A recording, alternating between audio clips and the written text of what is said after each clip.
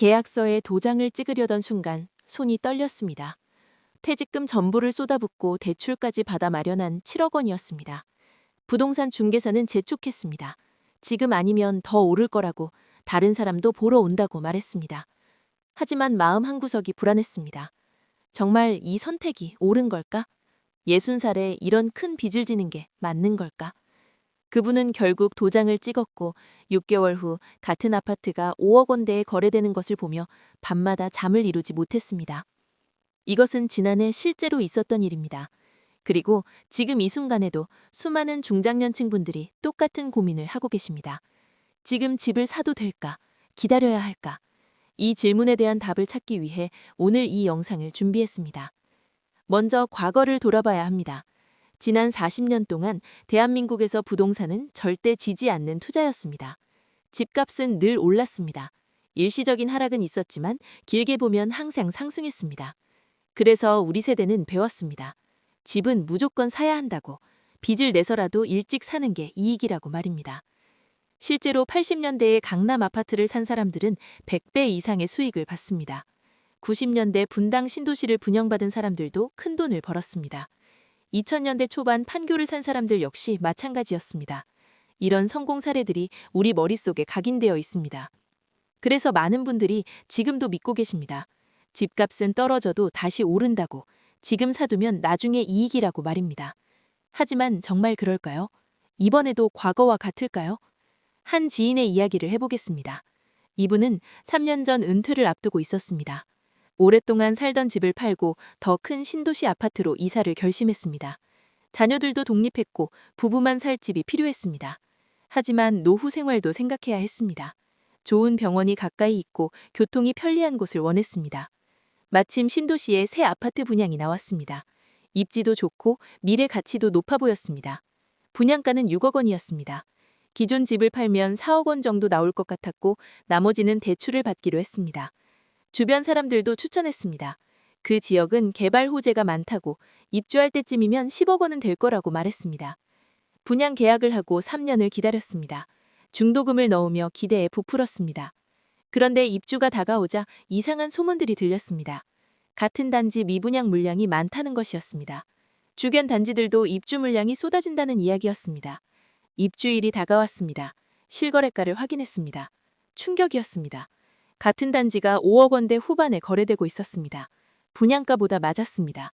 게다가 팔리지도 않았습니다. 매물은 쌓여가는데 사려는 사람은 없었습니다. 더 큰 문제가 있었습니다. 잔금을 치러야 했는데 기존 집이 팔리지 않는 것이었습니다.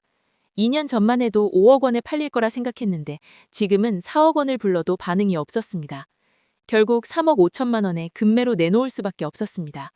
계산해보니 끔찍했습니다. 집은 분양가보다 싸졌고 기존 집은 예상보다 낮은 가격에 팔았습니다. 거기에 대출 이자까지 3년 동안 수천만 원을 냈습니다. 결과적으로 1억 원 가까운 손실을 본 셈이었습니다.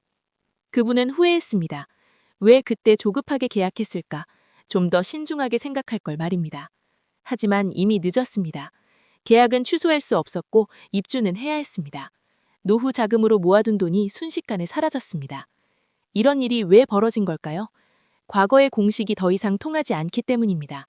예전에는 인구가 늘었습니다. 젊은 세대가 많았고 결혼도 많이 했고 아이도 많이 낳았습니다. 집이 필요한 사람들이 계속 생겨났습니다. 그래서 수요가 꾸준했고 집값도 올랐습니다. 하지만 지금은 다릅니다. 인구가 줄어들고 있습니다. 젊은이들은 결혼을 미루고 아이를 낳지 않습니다. 혼자 사는 사람이 늘어나면서 큰 집이 필요 없어졌습니다. 지방은 이미 빈집이 넘쳐나고 있습니다. 수도권도 언제까지 버틸 수 있을지 모릅니다. 공급도 문제입니다. 지난 몇 년 동안 엄청난 물량의 아파트가 분양됐습니다. 이 물량들이 앞으로 2, 3년 동안 입주를 시작합니다. 수십만 가구가 한꺼번에 쏟아집니다. 수요는 줄어드는데 공급은 늘어나는 상황입니다. 경제학의 기본 원리를 생각해 보십시오. 이런 상황에서 가격은 어떻게 될까요? 금리도 고려해야 합니다. 더 이상 저금리 시대가 아닙니다. 대출 이자가 5%를 넘습니다. 2억 원을 빌리면 1년에 1,000만 원을 내야 하는 이자가 있습니다. 은퇴한 분들에게 이것은 큰 부담입니다. 연금으로 이자를 감당하기 힘듭니다. 그렇다면 지금 집을 사지 말아야 할까요? 꼭 그런 것은 아닙니다. 중요한 것은 목적입니다. 왜 집을 사려고 하는지 먼저 명확히 해야 합니다. 실거주가 목적이라면 이야기가 다릅니다.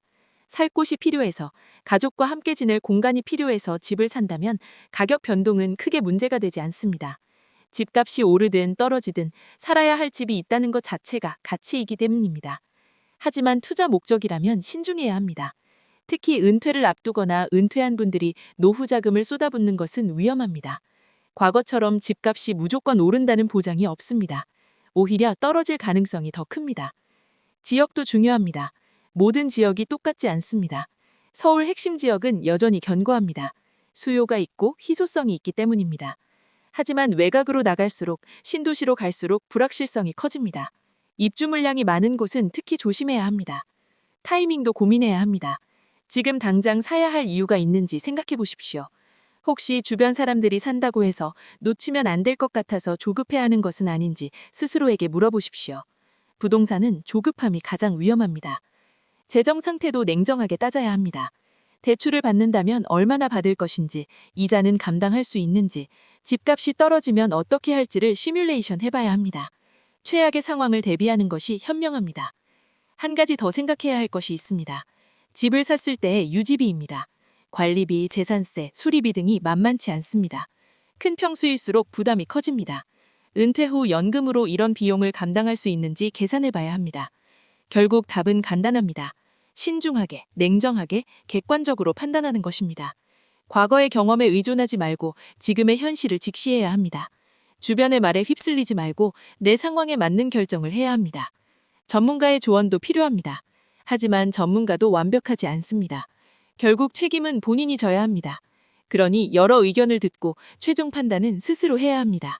가장 중요한 것은 후회하지 않을 선택을 하는 것입니다. 산다면 확신을 가지고 사고, 사지 않는다면 그것도 확신을 가지고 결정하십시오. 남들이 뭐라 하던 내 인생은 내가 책임져야 합니다. 2026년 부동산 시장은 불확실합니다. 오를 수도 있고 떨어질 수도 있습니다. 누구도 확실히 알 수 없습니다. 하지만 한 가지는 분명합니다. 신중한 사람은 살아남고 조급한 사람은 후회한다는 것입니다. 여러분의 선택을 응원합니다. 이 영상이 조금이나마 도움이 되었다면 구독과 좋아요 부탁드립니다. 여러분의 현명한 판단을 기원합니다. 감사합니다.